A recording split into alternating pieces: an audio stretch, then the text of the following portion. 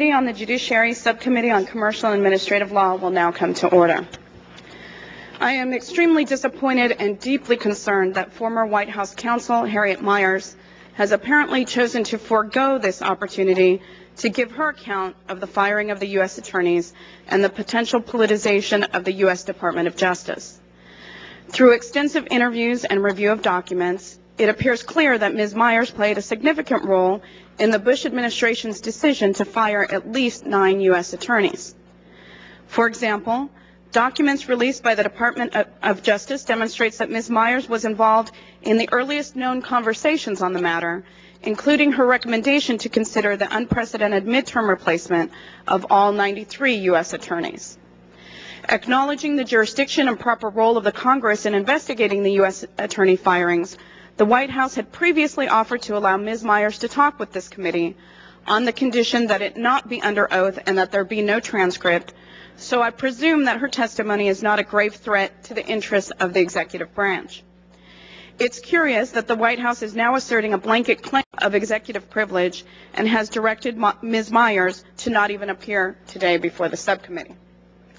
In fact, there is ample precedent of presidential advisors from both political parties testifying before committees and subcommittees of Congress.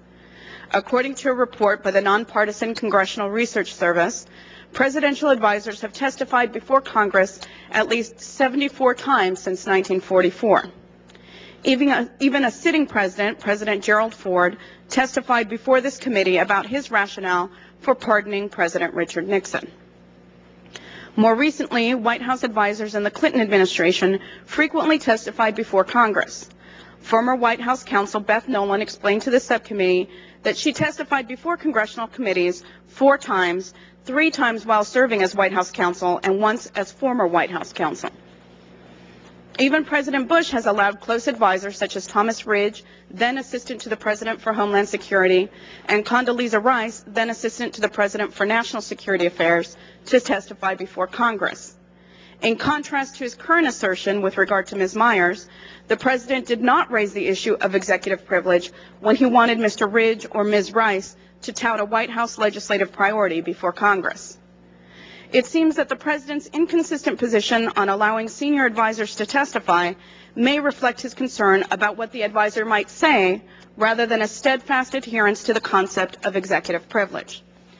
Through our patient and good faith efforts to negotiate with the White House on this matter, we have been trying to avoid a constitutional confrontation between the executive and the legislative branches.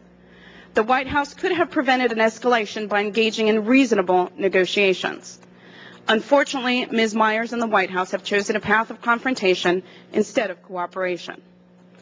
The framers of our Constitution created a system of checks and balances to make sure that no branch of government could escape scrutiny and accountability. They gave Congress the responsibility to provide oversight of the executive branch. The truth is that we are here today because this Congress takes that obligation seriously.